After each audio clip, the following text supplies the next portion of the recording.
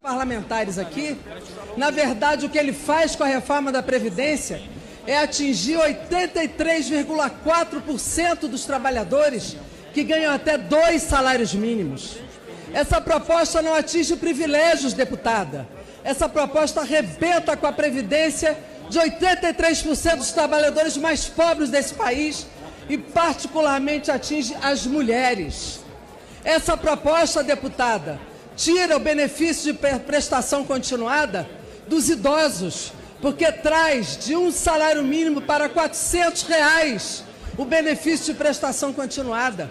Reduz o benefício dos trabalhadores de pouquíssimos salários e mais de 40% o cálculo do benefício.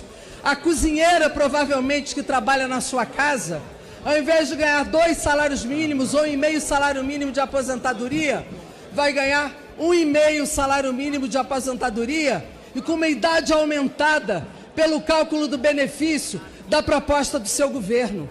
Os trabalhadores rurais, as mulheres da roça, terão que trabalhar 5 anos mais, com uma carência 5 anos maior, fazendo 4 jornadas de trabalho no campo. As pessoas com deficiência, deputada, não poderão mais receber o benefício de prestação continuada se estiverem vendendo bala no trem, porque não podem mais ter nenhuma remuneração para receber o benefício de prestação continuada. Exatamente, são as mulheres que ganham pensão por morte, são as mulheres, na maioria, que ganham pensão, que não terão mais a pensão vinculada ao salário mínimo, porque poderão ganhar menos do que o salário mínimo. São exatamente os trabalhadores mais pobres que sofrerão absurdamente com a reforma da Previdência, que, aliás, quero dizer a este plenário, toda a Previdência que está dentro do sistema de Seguridade Social será desconstitucionalizada, será jogada para a lei complementar. Enquanto isto não acontecer, estaremos todos discutindo as disposições constitucionais transitórias. E eu pergunto, cadê a aposentadoria das Forças Armadas que não vieram junto? Cadê a aposentadoria de determinados sistemas que têm aposentadorias mais elevadas, mesmo que reconhecemos as suas especificidades? Por que não veio junto? Cadê o combate aos privilégios, deputada? Cadê o combate aos regimes especializados? Por que é que tiraram a aposentadoria compulsória do judiciário desse texto e jogaram para a lei complementar? É para poder nomear ministro do Supremo Tribunal Federal?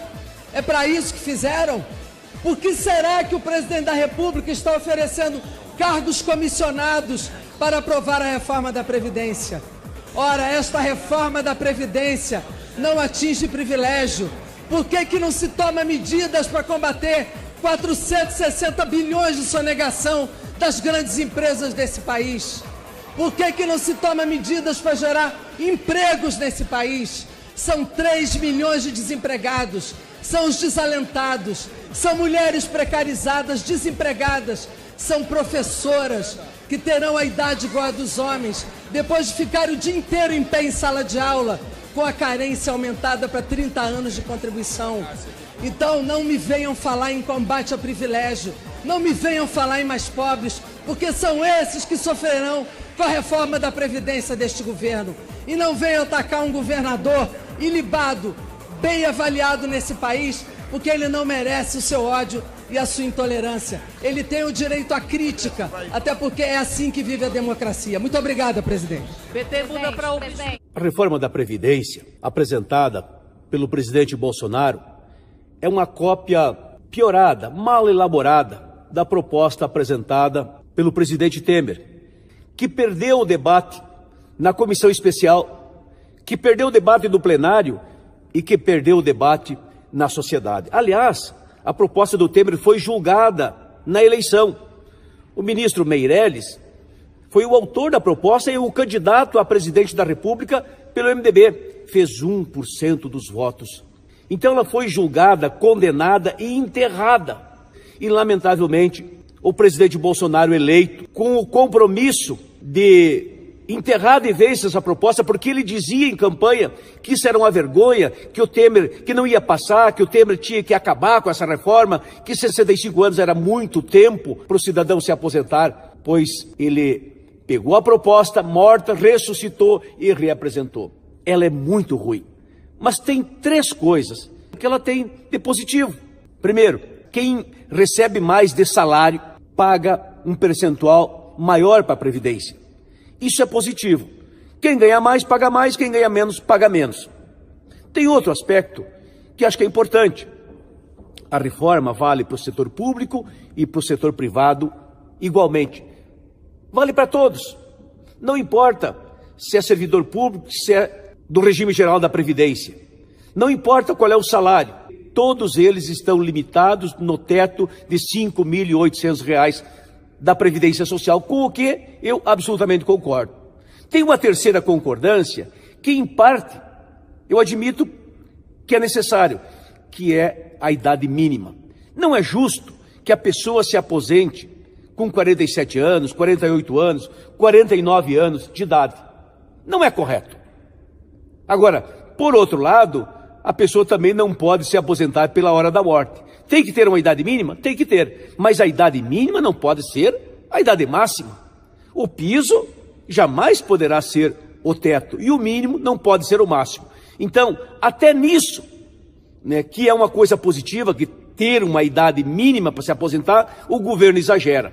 Aliás, na ânsia de fazer a reforma a qualquer preço, a qualquer custo, o governo carregou nas tintas. Como diria o doutor Brizola, é aquela história do veneno e do remédio.